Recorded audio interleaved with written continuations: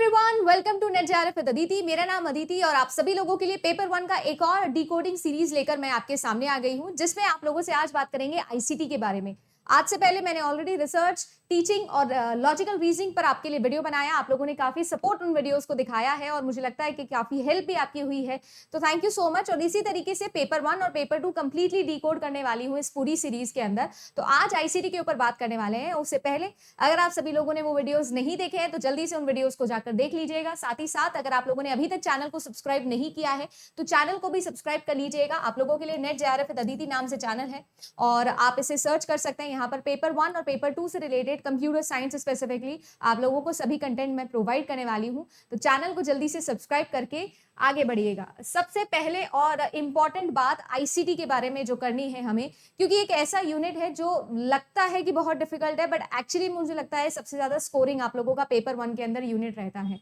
Not just because कि मैं biased हूँ, कंप्यूटर साइंस एंड एप्लीकेशन से हूँ तो इसीलिए ये चीज बोल रही हूँ, बट जेन्युइनली गाइज अगर एक ऐसा सब्जेक्ट है जो मुझे लगता है सबसे कम एफर्ट्स में सबसे ज्यादा नंबर आपको दे सकता है तो वो आईसीटी है।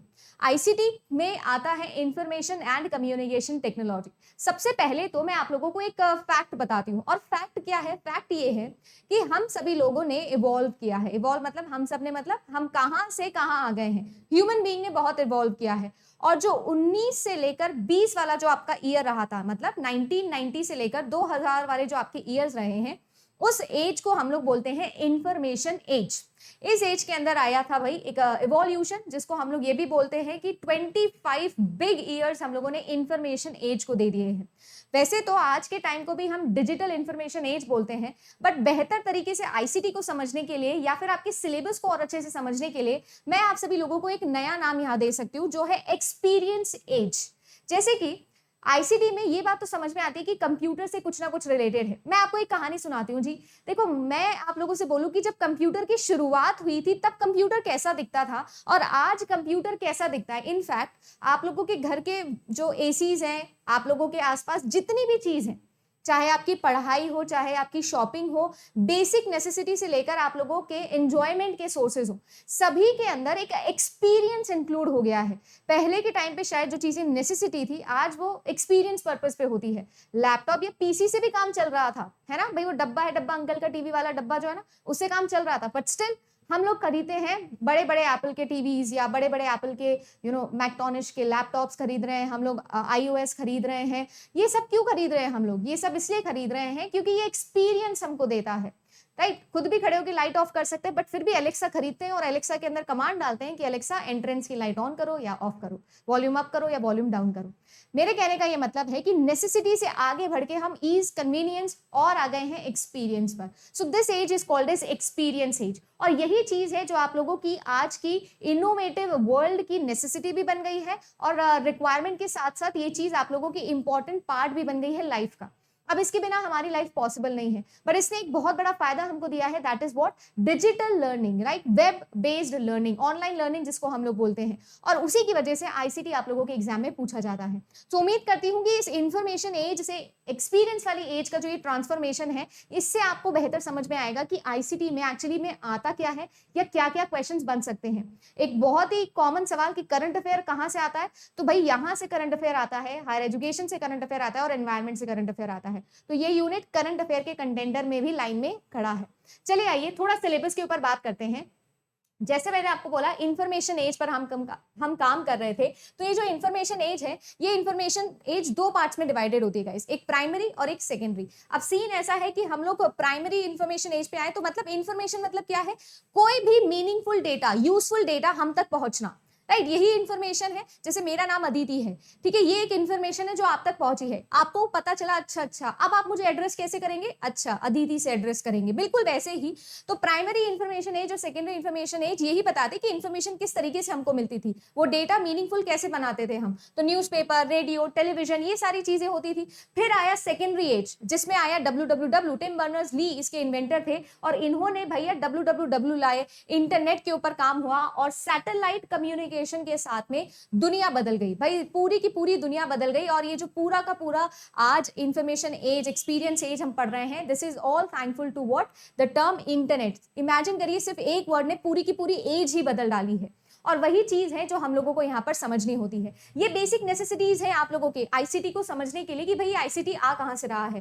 देखिए गाइस, थोड़ी बहुत मेहनत करके ये कंस्ट्रक्शन मैंने किया है आप लोगों के लिए, सो दैट मैं आपको समझा सकूं कि कौन कौन सी चीजें इंपॉर्टेंट होती है और क्या क्या चीजें आपको पढ़नी होती है। तो देखिए, इंफॉर्मेशन एंड कम्युनिकेशन टेक्नोलॉजी को मैं इस तरीके से एक आर्किटेक्चर में बदल सकती हूँ, ICT, information and communication technology. ये जो है, ये दो वर्ड है इंपॉर्टेंट, एक इंफॉर्मेशन और एक कम्युनिकेशन। टेक्नोलॉजी तो आप सभी लोग जानते हो कि क्या होती है।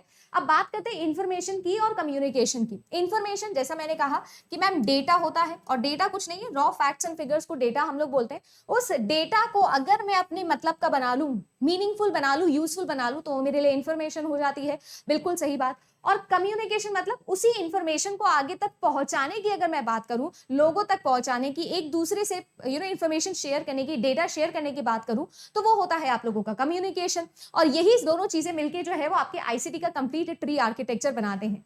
तो यहाँ पर आपको क्या पढ़ना है, यहाँ पर आपको पढ़ना है कंप्यूटर के बारे में सभी कुछ। अब ये कंप्यूटर के बारे में सभी कुछ क्यों पढ़ रहे हैं? क्योंकि हमारे लिए आज के टाइम पे कंप्यूटिंग वर्ल्ड ही है जो कम्युनिकेशन पॉसिबल करवा पा रहा है। नॉट जस्ट कम्युनिकेशन, आप इमेजिन करिए कि आपके पास में कोई डेटा है, डेटा से इंफॉर्मेशन बनाने के लिए कोई ना कोई प्रोसेसिंग रिक्वायर्ड होगी, डेटा या इंफॉर्मेशन को स्टोर करने के लिए कोई ना कोई प्रोसेसिंग रिक्वायर्ड होगी। ये सारी चीजें जो है ये कौन देता है? ये आपको देते हैं डिवाइसेस। और कंप्यूटर एक ऐसा डिवाइस है जो आप लोगों को इंफॉर्मेशन बनाने के काम में देता है, डेटा को स्टोर करने के काम में देता है, डेटा को ट्रांसफर करने के काम में देता है। यानी कि सबसे पहले तो क्या समझ में आना जरूरी है कि कंप्यूटर होता क्या है, कंप्यूटर के इनपुट डिवाइसेस क्या होते हैं, आउटपुट डिवाइसेस क्या होते हैं, कैसे कंप्यूटर काम करता है, ये सारा सिनेरियो जो है वो कैसे चलता है, एनालॉग क्या होता है, डिजिटल क्या होता है, हाइब्रिड क्या होता है। फिर आती है बात कि कंप्यूटर की फेमस पर्सनालिटी पर हम लोगों को बात करनी है। दैट इज, हमको ये समझना है कि कंप्यूटर पहले के जमाने में कैसा था और कौन कौन थे जिन्होंने इस पर काम किया, आज के जमाने में कंप्यूटर कैसा है और कौन कौन लोग हैं जो फेमस पर्सनालिटीज हैं। फेमस पर्सनालिटी से डायरेक्ट क्वेश्चन आप लोगों के एग्जाम में आता है। 2021 के पेपर के अंदर भी दिखा दूं आप लोगों को, डायरेक्ट क्वेश्चन आया था आप लोगों का मैच द कॉलम वाला। तो वो सारे क्वेश्चंस आप लोगों को यहाँ पर पढ़ने होते हैं। क्यों?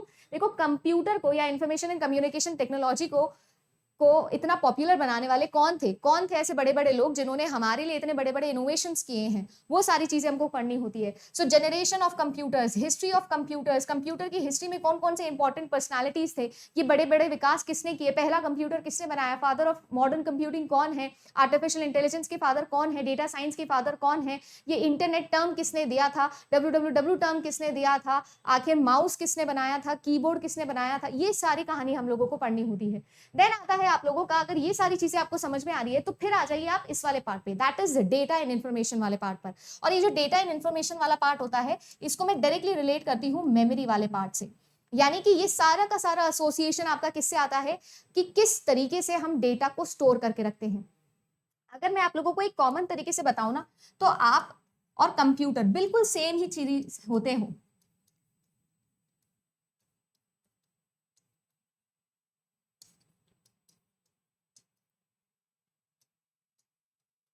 देखो, बिल्कुल सेम है, जैसे कि हम ह्यूमन बींग्स हैं। हम ह्यूमन बींग्स क्या करते हैं? हम इंफॉर्मेशन लेते हैं, सॉरी डेटा लेते हैं। कहाँ से लेते हैं? एनवायरनमेंट से लेते हैं। परसीव कर सकते हैं, सेंस कर सकते हैं, है ना, सुन सकते हैं, देख सकते हैं। इस तरीके से हमने इंफॉर्मेशन ली, इनपुट लिया। जो भी चीज हम इनपुट देते हैं, इनपुट यानी कि जो भी सिस्टम के अंदर देते हैं प्रोसेसिंग करने के लिए, वो हमारा इनपुट होता है। तो हम जैसे हैं, बिल्कुल वैसे ही हमने इनपुट लिया, वैसे ही हम लोग कंप्यूटर को या किसी भी कंप्यूटिंग डिवाइस को एक इनपुट देते हैं। उस इनपुट देने के बाद में उसमें होती है कोई ना कोई प्रोसेसिंग। प्रोसेसिंग मतलब तोड़ना मरोड़ना, उसे नए तरीके से मैन्युपुलेट कर देना, उसमें कुछ डिलीट करना, उसमें कुछ ऐड करना, किसी भी तरीके का मैन्युपुलेशन करना डेटा के अंदर, या उसको एक नई फॉर्म के अंदर ट्रांसफॉर्म करना, मॉड्यूलेट करना, इसी को हम लोग बोलते हैं प्रोसेसिंग। जैसे कि हम हमारे दिमाग के अंदर सारी प्रोसेसिंग करते हैं, तो ब्रेन जो होता है ह्यूमन बीइंग का, वो सारी प्रोसेसिंग करता है। सारे दिमाग लगाते हो, पंचायती लगाते हो कि अच्छा इसने ये बोला है तो इसका मतलब ये होगा, वो होगा, ये होगा, ये सारी चीजें, सारा दिमाग हम लगाते हैं। बिल्कुल वैसे ही जो कंप्यूटर है उसके पास में भी ब्रेन है, और उसका ब्रेन कौन है? उसका ब्रेन है जी सीपीयू, जो क्या कर रहा है? सारा दिमाग लगा रहा है। तो कंप्यूटर का सीपीयू क्या काम करता है, कैसे काम करता है, कौन कौन से पार्ट होते हैं, कौन कौन से पार्ट किस किस से बनते बनते हैं, ये सारी चीजें आपकी आ गई। और फिर आ जाता है आपका आउटपुट, जैसे कि हम हैं, हमने दिमाग में कुछ इन्फॉर्मेशन स्टोर करी हुई थी, या बेसिकली कह सकते हो कुछ आप लोगों ने स्टोर किया था। अब स्टोर करने के बाद आप उसे बोलते हो, और बोलने के लिए आप अपने आउटपुट डिवाइसेस यूज करते हो, राइट। आप अपना मुंह यूज करते हो, आप एक्सप्रेस कर सकते हो, लिख सकते हो, इस तरीके की चीजें यूज करते हो। बिल्कुल वैसे ही कंप्यूटर भी यही करता है। तो this is nothing but different, और ऐसा बिल्कुल भी नहीं है कि it is different to anything. It is actually analogous to human beings. जैसे ह्यूमन सिस्टम काम करता है वैसे कंप्यूटर सिस्टम काम करता है, और वही चीज है जो आपको यहाँ पर पढ़नी है। सो वही चीज समझाने के लिए मैंने लिखा है डेटा और इन्फॉर्मेशन वाला पार्ट, जो कि मेमोरी से रिलेटेड होता है। यानी कि आप लोगों को कुछ ना कुछ डेटा स्टोर करना होगा। जब इन्फॉर्मेशन बना ली तो इन्फॉर्मेशन भी स्टोर करनी होगी। जब तक कोई चीज कम्युनिकेट नहीं हो रही है, या जब तक कोई चीज प्रोसेस हो रही है, कहीं ना कहीं तो उसको स्टोर करके रखना पड़ेगा ना। वो स्टोरेज क्या होती है? वो होती है मेमोरी। अगर मैं बोलती हूँ कि कंप्यूटर इंपॉर्टेंट है, इसकी ये सारी चीजें इंपॉर्टेंट है, बिना मेमोरी सिस्टम के या बिना सीपीयू के आपका कंप्यूटर कोई काम का नहीं है, तो मेमोरी सिस्टम आ जाती है। अच्छा, ये सारी चीजें हमने समझी, तो हमने ये समझ लिया कि इन्फॉर्मेशन बनाते कैसे हैं। अब बनाने के बाद में काम क्या है? इसको कम्युनिकेट कैसे करना है। तो हम लोगों को पढ़ना है कि इन्फॉर्मेशन को कैसे कम्युनिकेट किया जाता है, कैसे नेटवर्क क्रिएट किया जाता है। दो या दो से ज्यादा व्यक्ति जब एक दूसरे से बात करते हैं, उसे हम लोग बोलते हैं कम्युनिकेट करना, और उसी को कंप्यूटिंग की भाषा में हम लोग कहते हैं नेटवर्किंग करना। तो ये नेटवर्किंग कुछ भी हो सकता है, ऑफलाइन भी हो सकता है, ऑनलाइन भी हो सकता है। नेटवर्किंग का सीधा सीधा मतलब है एक दूसरे से बातचीत करना। एक डिवाइस दूसरे डिवाइस से जब बात करता है तो उसे हम लोग टेक्निकल भाषा में नेटवर्किंग कह देते हैं जी। और वही चीज आपको यहाँ पढ़नी है। पहले के जमाने टेलीफोन यूज होते थे, स्मार्टफोन्स अब यूज होने लग गए हैं। आज के जमाने में ईमेल्स हो गया है, जैसे मैंने लिखा भी है, स्पेसिफिकली लिखा है, क्योंकि ईमेल यूनिवर्सल है, चलता आ रहा है कब से, और अब तक चल रहा है और आगे भी चलेगा। बस इसमें थोड़ा थोड़ा चेंज होता रहता है, बट ये बहुत पुराना है और सबसे ज्यादा फेमस भी है ना। फिर इसके बाद में आप लोगों के पास में टाइप्स ऑफ नेटवर्क आ जाते हैं। लैन क्या होता है, मैन क्या होता है, पैन क्या होता है, कैन क्या होता है, वैन क्या होता है, ये इंटरनेट क्या है, इंट्रानेट क्या है, एक्स्ट्रानेट क्या है, यानी कि कैसे हम कम्युनिकेशन कर सकते हैं। टेलीफोन वायर्स का इस्तेमाल होता है, सैटेलाइट कम्युनिकेशन यूज होते हैं, वायर्ड कम्युनिकेशन होता है, वायरलेस कम्युनिकेशन होता है। इसमें कौन कौन सी नई नई डिवाइसेज आपके काम आ रही है, पहले के जमाने में कैसी डिवाइसेज होती थी। फिर आती है आप लोगों की, अगर ये सारी चीजें हमको समझ में आ गई, तो सबसे इंपॉर्टेंट टॉपिक जो आप लोगों का है that is internet in its applications. भैया इंटरनेट के बिना तो ये कुछ भी पॉसिबल नहीं है। इंटरनेट के बिना तो ये क्लास भी पॉसिबल नहीं है, आप तक नहीं पहुंच पाती। तो इमेजिन करिएगा कि मैं ये सारी चीजें पढ़ लूं और इंटरनेट ना पढ़ूं, तो आप लोग आईसीटी में कुछ भी नहीं पढ़े हो। तो सबसे इंपॉर्टेंट, और मैं कहती हूँ अगर आपको एक टॉपिक आंख बंद करके पढ़ के जाना हो ना, तो वो आप लोग पढ़ के चले जाना, इंटरनेट एंड इट्स टॉपिक्स। देखिए, internet and it's related terms आप लोगों की यूनिट में भी लिखा है। आईसीटी यूनिट नंबर 8 है। टोटल 4 चीजें लिखी हुई है उसकी सिलेबस के अंदर, बट मैं आपको बताती हूँ कि इसका सिलेबस सबसे वास्ट है। क्यों? क्योंकि इसमें पूरी की पूरी दुनिया आती है भाई, पूरा डिजिटल इंफॉर्मेशन एज या एक्सपीरियंस एज जो मैं नाम दे रही हूं इसको, वो आता है। तो यहां पर इंटरनेट ने क्या किया, कब इंटरनेट स्टार्ट हुआ था, मतलब क्या होता है, डिफरेंस क्या होता है इंटरनेट एक्स्ट्रानेट के अंदर या इंट्रानेट के अंदर, इंटरनेट के कितने टाइप्स हैं, कैसे अलग अलग लोगों ने इस पर इन्फ्लुएंस किया, आज के समय पर इंटरनेट क्या क्या कर रहा है और क्या क्या कर रहा है वो तो आपको भी पता है। मेरी घड़ी से लेकर स्मार्टफोन तक, एसी से लेकर मोबाइल फोन तक और गाड़ी तक, मुझे लगता है कि दुनिया की हर चीज है। आजकल तो वैक्यूम क्लीनर के अंदर भी इंटरनेट आ गया है, यानी कि आपके सीसीटीवी कैमरा के अंदर भी, कैमरा में भी क्या है, वाईफाई आ गया है, इंटरनेट आ गया है। इंटरनेट ने बनाया आईओटी, इंटरनेट ऑफ थिंग्स। और इंटरनेट ऑफ थिंग्स से क्या बना भाई, पूरी की पूरी दुनिया ही इंटरनेट के अंदर आ गई है। बिना इंटरनेट के अब कुछ भी पॉसिबल नहीं है। उठने से लेकर सोने तक आप जो भी काम करते हैं, जो भी कार्य करते हैं, उसमें इंटरनेट का इस्तेमाल करते हैं। तो आप इमेजिन करिए कि ये इंटरनेट कितना इंपॉर्टेंट है। आखिर ये इंटरनेट ट्रांसमिशन होता कैसे है, इसमें कौन कौन सी टोपोलॉजी काम आती है, व्हाट इज टोपोलॉजी, आपका ट्रांसमिशन मीडियम क्या होता है, ये गाइडेड अनगाइडेड मीडियम क्या होता है, मैम डिश कैसे चलती है भाई, मोबाइल के अंदर कैसे चलता है, लैपटॉप के अंदर इंटरनेट कैसे चलता है, ये इंटरनेट में और वाईफाई में क्या डिफरेंस है, वाईफाई की कौन सी जनरेशन चल रही है, ये सारा का सारा पार्ट आता है आपका इंटरनेट एंड एप्लीकेशन के अंदर। आप लोगों ने इंटरनेट को कैसे एक्सेस किया, सर्च इंजन क्या होता है, वेब ब्राउजर क्या होता है, सर्च इंजन कैसे काम करता है, एसईओ क्या होता है, एसईएम क्या होता है, ये सारी की सारी टर्म्स है जो आप लोगों को यहाँ पर पढ़नी है। और ये सारी की सारी चीजें अगर आप लोगों ने पढ़ ली है, तो फिर आ जाते हैं इसके टॉप मोस्ट चीज पर, जो है आप लोगों का cyber space and cyber space के साथ इसकी सिक्योरिटी। एक क्वेश्चन 100% डन है, साइबर स्पेस से पूछा जाएगा। साइबर सिक्योरिटी से रिलेटेड हो सकता है, क्लाउड कंप्यूटिंग से रिलेटेड हो सकता है, इंटरनेट ऑफ थिंग्स से रिलेटेड हो सकता है, ये और कुछ नहीं है, इंटरनेट के एप्लीकेशन ही है। अब मैं आपको बताती हूँ जी कि एक किताब आई थी, मैंने लिखा भी है आप लोगों के लिए इस नोट्स के अंदर, और जिसमें आए थे गिब्सन, और उन्होंने ये टर्म पहली बार उस किताब में यूज किया था, एक फिक्शनल किताब के अंदर, साइबर स्पेस। देखिए, साइबर स्पेस को उन्होंने बोला था एक ऐसा दुनिया, एक ऐसा स्पेस जो किससे बना हुआ है? आर्टिफिशियल इंटेलिजेंस मशीन से बना हुआ है। इमेजिन, ये है साइबर स्पेस, यानी कि it is synonym and analogous to what? To internet. जैसे कि इंटरनेट है क्या? जिसमें हम लोग डिवाइसेस पढ़ते हैं, है ना, अलग अलग डिवाइसेस हैं जो आप लोगों के एक दूसरे से कम्युनिकेट कर रहे हैं। दुनिया का सबसे बड़ा network internet, networks of network, इसके अंदर हम लोग डिवाइसेस लगा रहे हैं। बिल्कुल उसी को आप लोग देख लीजिए कि यहाँ पर इन्होंने बोला कि सारी की सारी मशीन्स, दुनिया की जितनी भी मशीन है, सब एक दूसरे से रिलेटेड, एक दूसरे से कम्युनिकेट कर रही है। तो वो सारी चीजें मिलके जो स्पेस बनाती है उसे हम लोग बोलते हैं साइबर स्पेस। ये वर्ड साइबर जहां भी आ जाए आप बिल्कुल समझ लीजिएगा ये वेब से रिलेटेड है। वेब मतलब इंटरनेट, इंटरनेट मतलब एक और टर्म इसका दे सकते हैं क्लाउड। क्लाउड भी क्या है? बस यही सेम चीजें, सारे के सारे इंटरनेट ही हैं। तो बेसिकली साइबर स्पेस, अब इमेजिन करो कि दुनिया के सारे लोग एक दूसरे से रिलेटेड है, एक दूसरे से रिलेट हो गए, कम्युनिकेट कर रहे हैं, पब्लिक कम्युनिकेशन हो रहा है। तो मतलब इसमें वनरेबिलिटीज भी बहुत ज्यादा होंगी, लूप होल्स भी बहुत ज्यादा होंगे, बिल्कुल होंगे। इसीलिए उसकी सिक्योरिटी की जरूरत पड़ती है। तो साइबर सिक्योरिटी क्या होती है, कैसे कैसे टाइप के अटैक्स होते हैं, ये सारी कहानी आप लोगों को पढ़नी होती है। तो कुल मिला के मैंने थोड़ी कोशिश की है कि आप लोगों को मैं समझा सकूं पिक्चर के फॉर्मेट के अंदर से कि आपको क्या क्या पढ़ना है और पहले क्या पढ़ना है और कैसे कैसे पढ़ोगे तो आपको अच्छे से समझ में आएगा। कैसे डेटा आया, डेटा को कैसे रिसीव करना है, इनपुट डिवाइसेस, डेटा को कैसे प्रोसेस करना है, मेमोरी का क्या इन्फ्लुएंस है इसके अंदर, इंफॉर्मेशन कैसे बनाई, इंफॉर्मेशन को कैसे कम्युनिकेट करना है, कम्युनिकेट करने के क्या क्या नए नए तरीके आ गए हैं, फोन से लेकर अब हम लोग इंटरनेट तक आ गए हैं। इंटरनेट के साथ साथ ईमेल आ गया है, ईमेल कैसे बना था, पहला ईमेल किसने भेजा था, किसने ईमेल के बारे में सोचा होगा, कौन से नेटवर्क पे गया होगा। फिर उसके बाद में हम लोग आ जाते हैं फाइनल जो हमारा आर्टिफिशियल इंटेलिजेंस का एज है, जो कि हमारा 5th जनरेशन माना जाता है, age of artificial intelligence, data science, यानी कि मशीन को ह्यूमन जितना इंटेलिजेंट बना देना, ह्यूमन जैसा कॉग्निशन मशीन को दे देना, इस पे हम आ जाते हैं। तो ये सारी की सारी चीजें हैं जो आपके आईसीटी के सिलेबस में आती है। उम्मीद करती हूं कि आपको एब्स्ट्रैक्ट आइडिया लगा होगा कि आईसीटी होता क्या है। आगे चलते हैं, थोड़ी बहुत कॉन्क्रीट चीजें यहाँ पर बताती हूँ और ये सारी की सारी पीडीएफ मैं टेलीग्राम पे शेयर कर दूंगी। नेट जेआरएफ विद अदिति के नाम से ही टेलीग्राम चैनल है, तो वहां पर आप लोगों को मिल जाएगा। तो आप लोग देख सकते हो कि हम लोग अगर बात करें पहले के कंप्यूटर्स की, देखो वैसे तो हम लोग अगर बात करें ना तो एनएक आप लोगों का पहला कंप्यूटर नहीं है, यूनिवर्सल ऑटोमेटिक कंप्यूटर यूनिवैक ये आपका पहला कमर्शियल कंप्यूटर है, ठीक है ना। फिर डिफरेंशियल इंजन दुनिया का पहला कंप्यूटर सोचा गया था ना, वो है।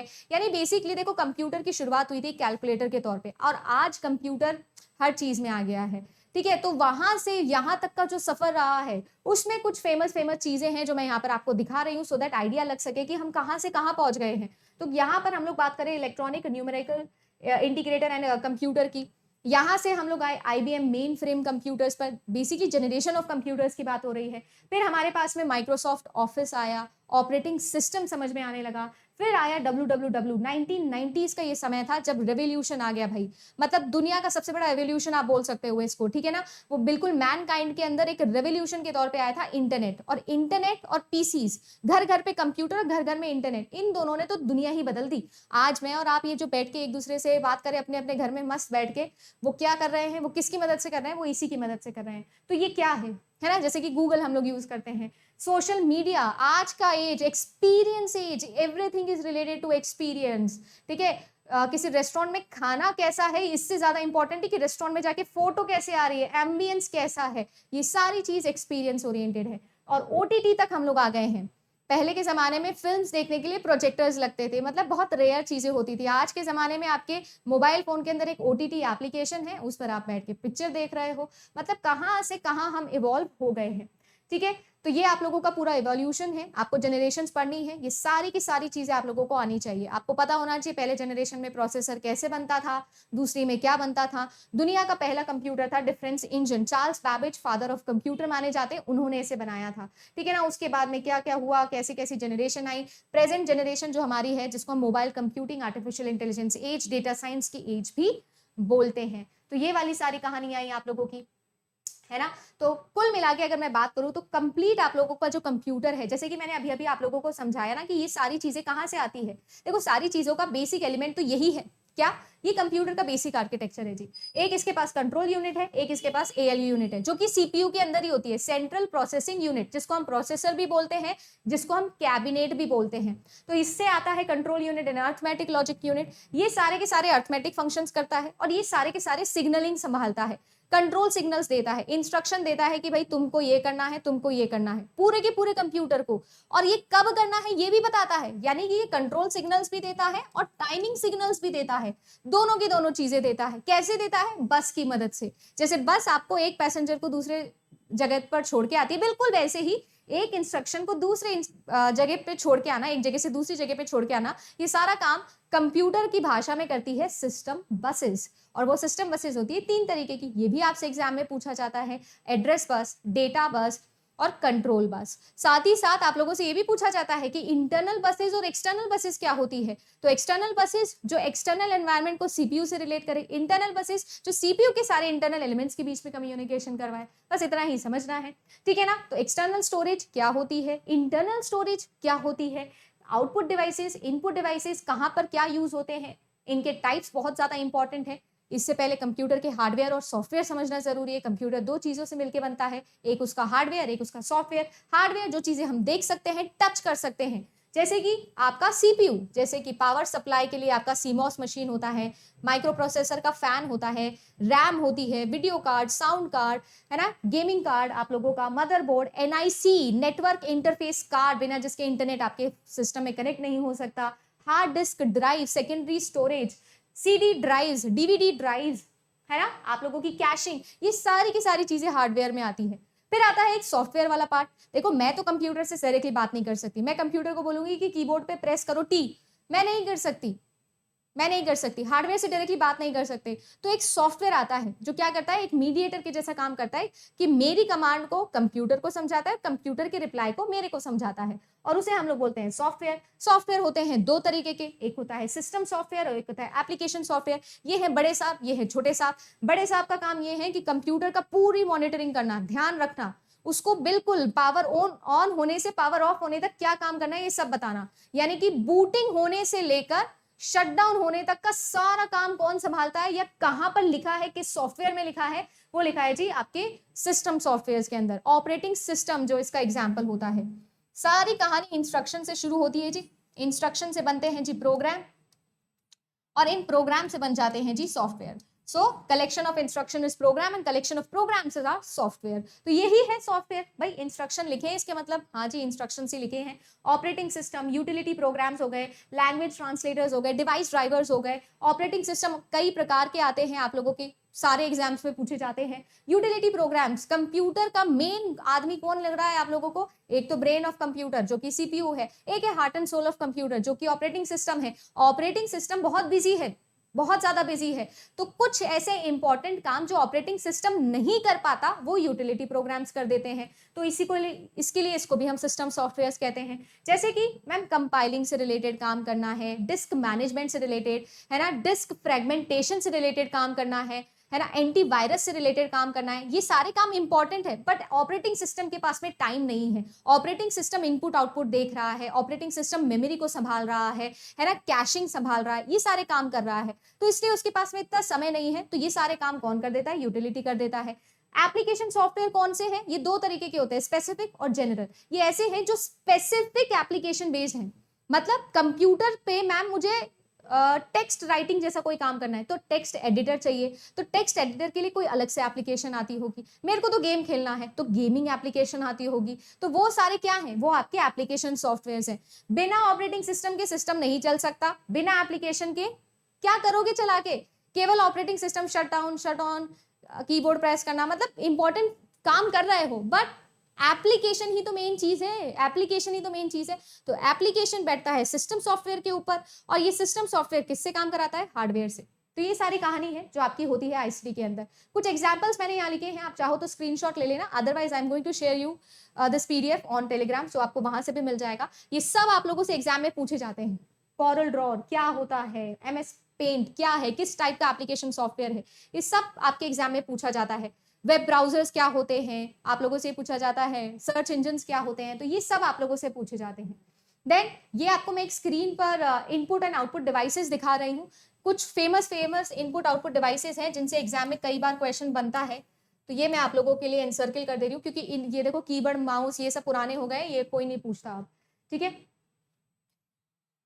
तो कुछ मैंने यहाँ पर इंपॉर्टेंट मार्क कर दी, ये सारी चीजें आप याद रखिएगा। बारकोड स्कैनर हो गया आप लोगों का, ये सारी इंपॉर्टेंट है। ये पेन टैब हो गया आप लोगों का, ठीक है ना। वीआर ग्लासेस, ऑगमेंटेड रियलिटी और वर्चुअल रियलिटी ग्लासेस जो होते हैं वो आप लोगों के एग्जाम में वो कैसे होते हैं। वेब कैम इनपुट है कि आउटपुट है, कमेंट सेक्शन में जरूर बताइएगा, राइट। तो ये सारी कहानी है जो आप लोगों को पढ़नी है। रेसिंग व्हील से लेकर जॉयस्टिक, ये सब इनपुट एंड आउटपुट डिवाइसेस हैं और ये सब पूछे जाते हैं, कौन सा इनपुट है कौन सा आउटपुट है बताओ।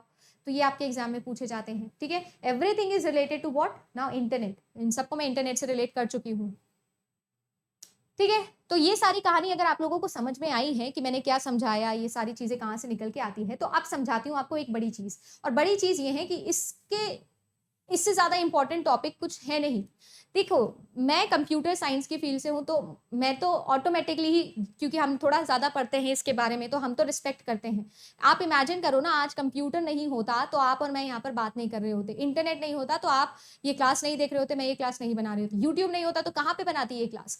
बेसिकली मैं कहना चाह रही हूँ कंप्यूटर की हिस्ट्री और कंप्यूटर के फेमस पर्सनालिटीज, बहुत सारे नाम यहाँ पर लिखे हुए हैं। चार्ल्स बैबेज है, एलन ट्यूरिंग है, लेडी एडा है यहाँ पर, है ना, ग्रेस हॉपर है यहाँ पर, बूली है, बूलियन फंक्शन जिन्होंने दिया, डिजिटल लॉजिक जिन्होंने दिया, लॉजिक गेट्स जिन्होंने दिया, जिनके बिना कंप्यूटर का कोई हार्डवेयर नहीं बन सकता, राइट। फिर आप लोगों के बहुत सारे लोग हैं यहाँ पर, रॉसम हो गए हैं, लिनस ट्रॉबल्स हो गए जिन्होंने लिनक्स बनाया था, सर्गरी आप लोगों की ब्रिन हो गए, ये सब के सब लोग हैं जिन्होंने इंटरनेट पे और इंटरनेट के साथ साथ बहुत सारी चीजों पे काम किया। जैसे कि आप लोगों के पिछले एग्जाम में पूछा गया था लैरी पेज के साथ और कौन थे जिन्होंने इंटरनेट पे काम किया था या जिन्होंने गूगल पे काम किया था, तो देखिए ये ब्रिन है जी, जिन्होंने गूगल को इन्वेंट किया था। तो ये सारी कहानी आप लोगों से पूछी जाती है, ये सब नाम आप लोगों को पता होने चाहिए। टिम बर्नर्स ली ने क्या किया था, स्टीव जॉब्स कौन है, बिल गेट्स कौन है, ठीक है ना, बहुत सारे नाम है यहाँ पर लिखे हैं, ठीक है ना। इन्होंने माउस बनाया था जी पहली बार, ठीक है, जीयूआई पे इन्होंने काम किया था।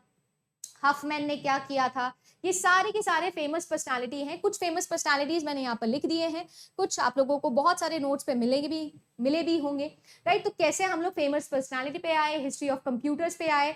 मेमोरी की बात करूं तो मेमोरी क्या है जी, कहाँ से स्टार्ट हुए थे हम लोग, देखो पंच्ड कार्ड से स्टार्ट हुए थे, इनपुट डिवाइसेस से होता था ये पंच्ड कार्ड्स, और पंच्ड कार्ड से हम आज कहाँ पे पहुंच गए हैं, मेमोरी चिप तक पहुंच गए हैं, है ना, मेमोरी चिप। अब अगला क्या होगा ये हमको भी नहीं पता है, बट ये है आप लोगों का कंप्यूटर का इवोल्यूशन, कहाँ से कहाँ आ गए। देखो कैसेट होती थी एक जमाने के अंदर, मैग्नेटिक टेप्स होती थी, आप सबको पता होगा, यूज भी किए होंगे। फिर फ्लैश ड्राइव्स आई, पेन ड्राइव जिनको हम लोग बोलते हैं। उसके बाद में हमारे पास में कार्ड सिस्टम आने लग गए, चिप सिस्टम आने लग गए। तो ये सारी चीजें मैंने पिक्चर फॉर्मेट में समझाने की कोशिश की है कि हम कहाँ से कहाँ इवॉल्व किए हैं फॉर डेटा। अगर कम्युनिकेशन की मैं बात करूं आप लोगों के लिए, तो कम्युनिकेशन में आता है जी इंटरनेट, और इंटरनेट कहां से कहां आ गया भाई, 1982 से शुरू हुआ था, इंटरनेट पहली बार यूज किया गया था, इंटरनेट टर्म। इससे पहले आया था आर्पानेट, जो किसने बनाया था, जो डिफेंस मिलिट्री ऑर्गेनाइजेशन थी यूएस की, उन्होंने बनाया था, जिसका नाम था डार्पा। पहली बार उन्होंने यूज किया था कि किस तरीके से एक जगह से दूसरी जगह हम मैसेज भेज सकते हैं वाया इंटरनेट, यानी नेटवर्किंग टेक्नोलॉजी को यूज करके। तो वो था ARPANET, advance research project agency network. वहां से इंस्पिरेशन लेकर फिर ओएसआई मॉडल, टीसीपी मॉडल से लेकर फिर इंटरनेट को 1982 के अंदर कॉइन किया गया। फिर 1984 के अंदर उसमें और चेंजेस आए, डोमेन नेम जैसी चीजें आई। 1988 में पहली बार वायरस आपने देखा इंटरनेट के ऊपर, वायरस जो अभी मैं आपको बता रही थी ना, थ्रेड्स, तो virus, vital and important information and resources under seize आप लोगों के। फिर वॉर्म्स आया आप लोगों का, है ना, वॉर्म भी एक तरीके का मैलवेयर ही होता है, बड़ा मैलवेयर होता है, वायरस से भी बड़ा होता है। फिर 1991 में आए, फिर 1998 में आए, फिर 2004 में आए। बेसिकली 2004 से और ज्यादा इन्वॉल्वमेंट इसका होने लगा। क्यों होने लगा, देखिए 1999 की अगर मैं बात करूँ ना, तो यहाँ पर www का जन्म हुआ था, और इसके बाद में सब कुछ चेंज हो गया। बेसिकली www क्या है, एक बहुत बड़ा सा रिपोजिटरी बना दिया गया जिसपे दुनिया भर का डेटा रखा है, दुनिया भर का डेटा। अब डेटा को होल्ड करने के लिए कोई ना कोई मेमोरी होगा, और मेमोरी कहाँ पे होती है, कंप्यूटर के अंदर होती है। तो कंप्यूटर्स जो बहुत सारा डेटा स्टोर करके रखते हैं, उन सब की कलेक्शन, उन सब के वेब को हम बोलते हैं वर्ल्ड वाइड वेब, जिसमें दुनिया भर का सारा इंफॉर्मेशन रखा है। उस इंफॉर्मेशन को कैसे एक्सेस करना है, उसके लिए जो टेक्नोलॉजी यूज होती है उसको हम लोग बोलते हैं इंटरनेट। और ये जो इंटरनेट है ये डोमेन वाइज डिवाइडेड होता है। तो ये सारी कहानी है जो शुरू हुई थी 1999 से, और उसके बाद से रेवोल्यूशन आ गया। फिर घर घर में पीसी आ गए, मतलब घर घर में पर्सनल कंप्यूटर्स आ गए, और घर घर में इंटरनेट आ गया। तो आज जो आप इंटरनेट देख रहे हो वो आप लोगों के सामने आ गया। बट जब ये सारी चीजें हुई तो एक चीज आई, जैसे मैंने कहा गिब्सन थे 1982 में पहली बार इन्होंने, ये उसका नाम है इस बुक का, है ना, न्यूरोमैंसर। फिक्शनल किताब थी ये, और इस फिक्शनल किताब में साइंटिफिक फिक्शनल किताब थी जिसमें पहली बार उन्होंने साइबर स्पेस टर्म यूज किया था।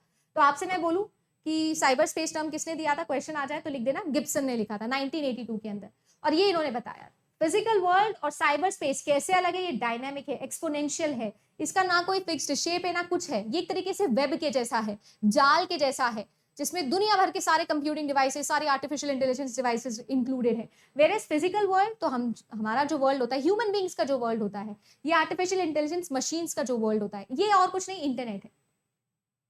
ठीक है, और अगर ये पढ़ लिया तो फिर इनके अटैक्स पढ़ लिए, थ्रेट्स पढ़ लिए, इनके रिलेटेड लॉज पढ़ लिए कि कौन कौन से साइबर लॉज दुनिया में बने हैं। हमको दुनिया से ज्यादा इंपॉर्टेंट है कि हमारे देश में कौन से बने हैं। तो हमारे पास में 2005 में और 2008 में ये दो साइबर लॉज हैं जो आप लोगों से पूछे जाते हैं, जिनको आईटी लॉज के अंदर पढ़ा जाता है, और ये भी आपके एग्जाम में पूछा जाता है। आपसे पूछा जाता है कि बताइए साइबर बुलिंग क्या होती है, साइबर एस्पिनेज क्या होता है, अगर साइबर में ये प्रॉब्लम हो जाए तो आप क्या करोगे, फिशिंग अटैक हो जाए तो क्या होता है, वॉर्म्स क्या होते हैं, मैलवेयर्स क्या क्या होते हैं, रैंसमवेयर क्या होता है, डिनायल ऑफ सर्विस अटैक क्या होता है ना, spear phishing, man in the middle हो गया, ये सब चीजें आप लोगों से पूछी जाती है कि ये क्या होते हैं। बेसिक बेसिक पूछा जाता है, मतलब बेसिक बेसिक डेफिनेशंस। ठीक है, ये सारी चीजें आप लोगों की आती है आईसीटी के अंदर। इसके अलावा भी मैंने आप लोगों के लिए कुछ चीजें लिख दी है यहाँ पर, कुछ इंपॉर्टेंट इन्वेंशंस लिखे हैं कि किसने क्या इन्वेंट किया था और कौन से साल में किया था। तो वो सारा चार्ट यहाँ पर मैंने आप लोगों के लिए ऑलरेडी बना दिया है, ये पीडीएफ जैसा का शेयर कर दूंगी।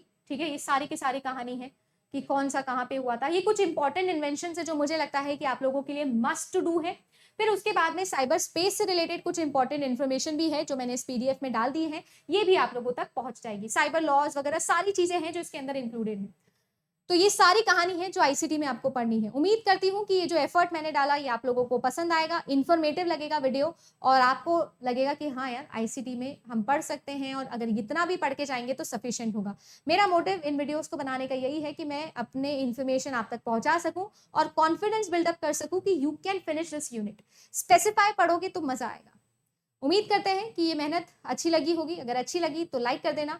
बहुत सारे अराउंड 78% लोग हैं जिन्होंने चैनल को देखा है बट अभी तक सब्सक्राइब नहीं किया है। तो अगर आपको लगता है कि इन्फॉर्मेटिव बना रही हूँ, मेहनत कर रही हूँ, तो कंसिडर सब्सक्राइबिंग। अच्छा लगे तो लाइक करके कमेंट जरूर किया करो, क्योंकि आपके कमेंट से मोटिवेशन भी बहुत मिलता है और फीडबैक भी मिलता है। अच्छा बुरा जो भी आपको लगा जरूर कमेंट करके बताना। तो आज के लिए बस इतना ही गाइस, कल मिलेंगे फिर एक और नए वीडियो के साथ में, एक और नई यूनिट के साथ में। फिलहाल के लिए thank you so much, bye bye and take care.